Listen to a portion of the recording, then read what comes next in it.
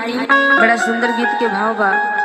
कौनो सुहागिन के सेनूर जवन होखेला चाहे सब कुछ तेज सकीले, लेकिन अपन जवन मांगी के सिनूर होखेला ओकरा के केहू तेज ना सकेला।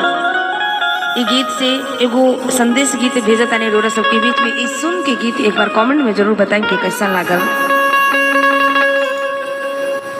कि बाबा दिहले टिकावा से हो रे हम तेजबो और से हो रे हम तेजबो बलमुआ कैसे तेजबो रे छोटी ननदी। हर केहू के अपन सुहाग होखेला। ई गीत से बड़ा सुंदर गीत के भाव बा। कैसे बाबा दिहले टिकावा से हो रे हम तेजबो, बाबा दिहले टिकावा से हो रे हम तेजबो, से हो रे हम तेजबो बलमुआ कैसे तेजबो रे छोटी ननदी, बलमुआ कैसे तेजबो रे छोटी ननदी। हमार जिया डोले रे छोटी ननदी, हमार जिया डोले रे छोटी ननदी बलमुआ कैसे सजनवा कैसे तेजबो रे छोटी ननदी, बलमुआ कैसे तेजबो रे छोटी ननदी।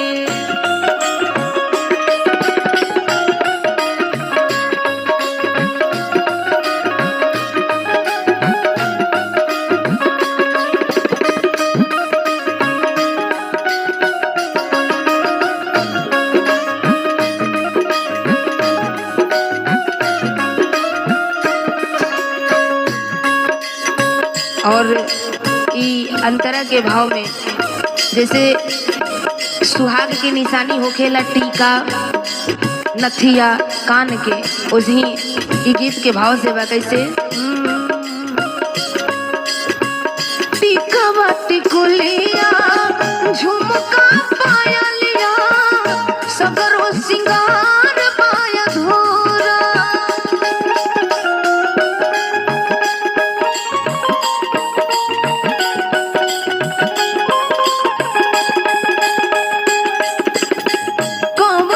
सुहागिन के दिल के पियसिया पियावा के प्यार कर पूरा।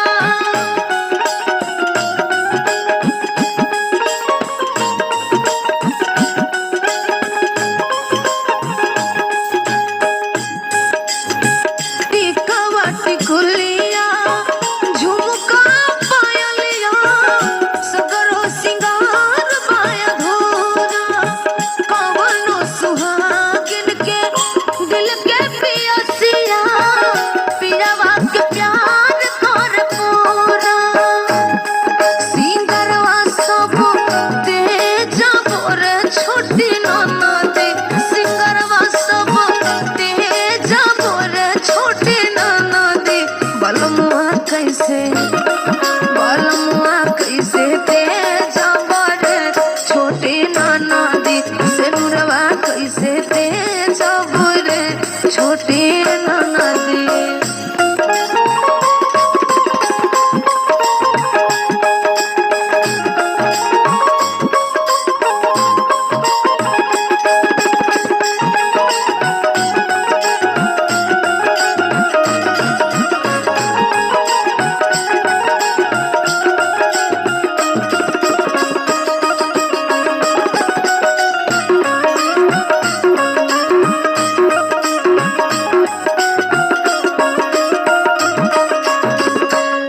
घर बर सबके निमन मिलेला, चाहे घर में कितनो लोग भरल रहे, कितनो परिवार भरल रहे, लेकिन रौरा पता बा कि अपन सुहाग के बिना उ घर बेकार लागेला।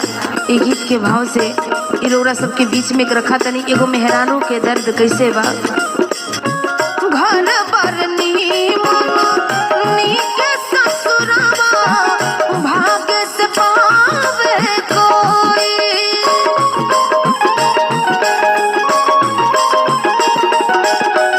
ई सब छूटल हमसे बढ़ के कवनो अभागिन होई।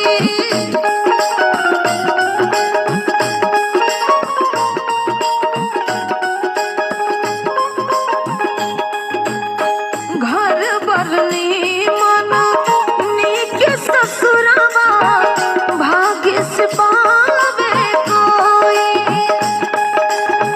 ई सब छूटल हमसे बढ़ के कवनो अभागिन होई।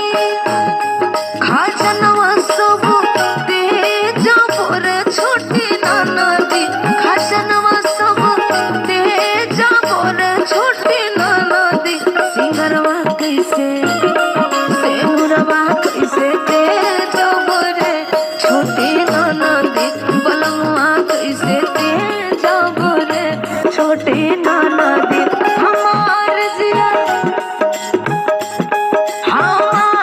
जिया डोले रे छोटी ननदी, हमार जिया डोले रे छोटी ननदी।